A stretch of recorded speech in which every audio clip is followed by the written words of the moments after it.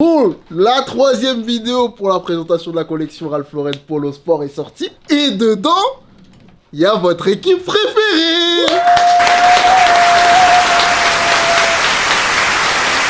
Bon, merci Ralph. J'ai même pas les mots, c'est archi lourd d'avoir pensé à nous, de nous avoir invités là-dessus. Simer, hein.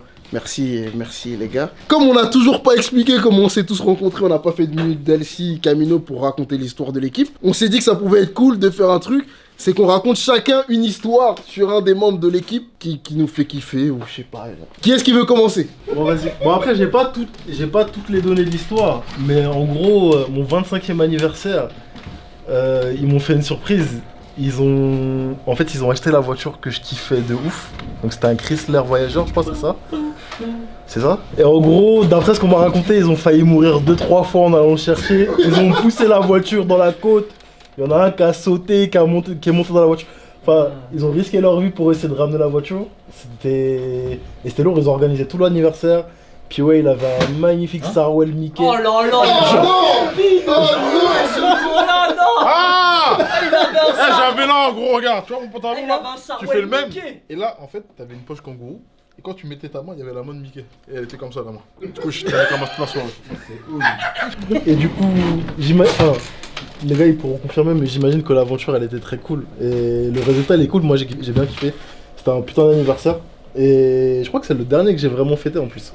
Donc c'est cool. Moi aussi j'ai une anecdote. J'ai une anecdote, c'est quand on est parti aux States. Genre, on est parti aux States, moi, Sean et Landry, on l'a déjà dit dans des interviews. Et moi, j'ai une soirée en mémoire qui restera gravée, je pense. C'est la soirée karaoké qu'on avait fait. Je suis obligé de la raconter. Moi, je voulais te la dire. Mais en gros, quand on est parti à New York, on a passé... on cherchait une soirée, en fait, et on se baladait dans la rue, dans le quartier où il y a un peu tous les bars, les trucs. Et gros, on arrive devant un karaoké et genre, on voit à l'intérieur, on se dit mais c'est n'importe quoi ce qui se passe, tu vois. De l'extérieur, tu savais que l'ambiance était folle de fou. Bref, on rentre dedans, tout ça. Et franchement, on est tombé sur une putain de soirée karaoké. Moi et Sean, on est parti chanter, tout ça. Ça a un petit peu teasé, tout ça, on était bien tous. Et le plus marrant en vrai, c'est quand on est ressorti du truc et qu'on est rentré à l'appart.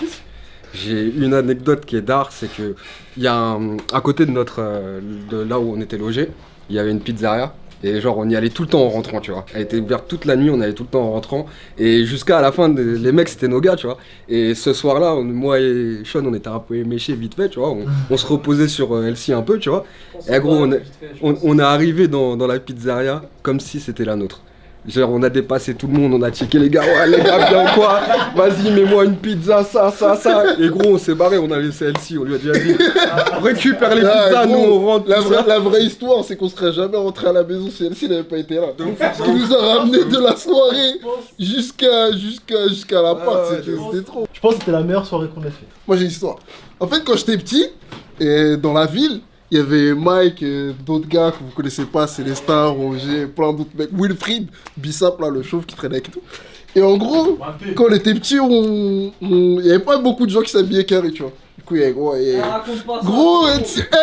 du coup, il y avait pas beaucoup de gens qui s'habillaient carré. Et genre, moi, je m'habillais carré et je jouais un peu au basket, tu vois, mais j'étais nul. En fait, c'était juste pour faire comme Lil Moro, tu vois, on va dire, tu vois. J'avais des habits larges, j'étais avec un bon de basket, bref, tu vois. Donc un jour, Mike, il me voit avec un bon de basket, et je le croise un an après. Il était pareil que moi, mais la même tenue, ballon de basket pareil, tu vois. Et regarde, écoute. Mais ça, est-ce que vous le croyez? Oui ou non? Oui ou non? Attends. Et la partie la plus bon, ça c'est une anecdote qui est drôle, mais la vraie partie de l'histoire, c'est que quand on était petit, on jouait au basket souvent, tu vois. Et j'avais un t-shirt, il y avait un ballon de basket, et j'avais coupé les manches. Et dessus, il y avait écrit No Blood, No Fool, tu vois. Amen. Et aujourd'hui, Mike, il a un tatouage, j'ai écrit ça, tu vois. Et un jour, il est venu et j'ai vu qu'il avait tatoué ça m'a fait grave plaisir. Parce que c'était ce qu'il avait écrit sur votre t-shirt quand on était petits, on jouait au basket.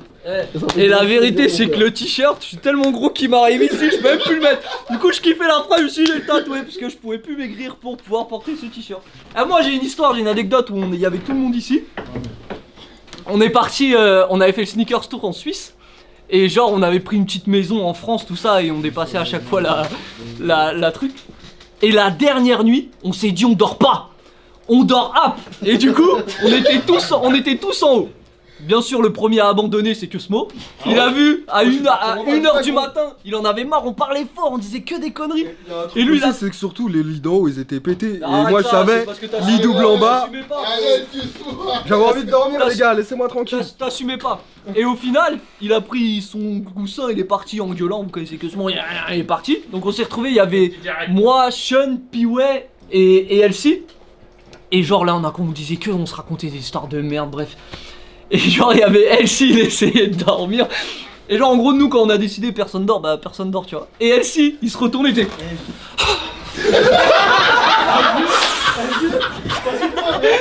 La chose que Piway il a, c'est qu'il peut s'endormir dans n'importe quelle situation.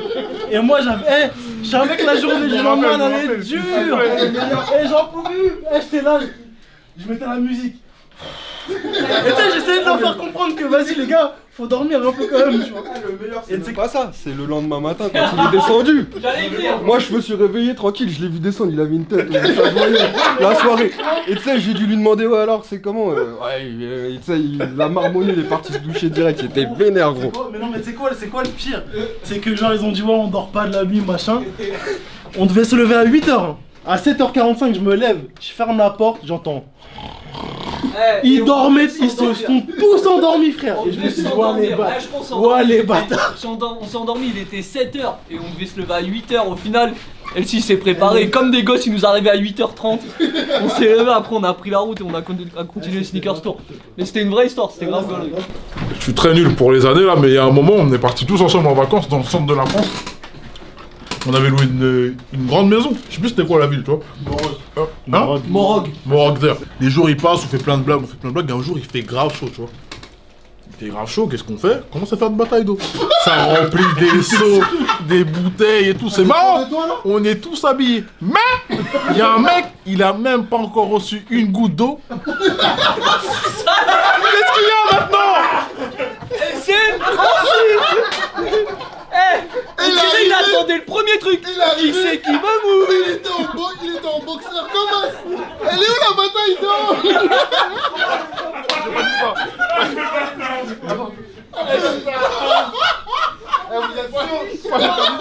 Vous êtes sûr de vouloir mentir ici? Vous êtes sûr de vouloir mentir ici? C'est faux. C'est faux. Mais bien sûr que c'est faux frérot. Genre moi je vais me mettre un wallpaper alors que personne n'a jeté de... Arrêtez vos conneries. La vérité c'est quoi? La vérité reste-moi. La vérité c'est quoi? La vérité c'est qu'on a fait une bataille d'eau, j'étais trempé. Et j'étais pas en caleçon, j'étais en maillot de bain. Mais il était un peu moulant tu vois. Mais moi, non mais au moment où j'ai retiré mon t-shirt, j'y ai pas pensé frérot. Et moi il m'avait mouillé. Je me suis dit ah ok tu vois je me mettais à l'aise. Tu veux pas être à l'aise quand t'as un truc tu vois qui te colle la peau trempé. Donc j'ai retiré le t-shirt et je suis sorti. Et voilà c'est à ce moment là.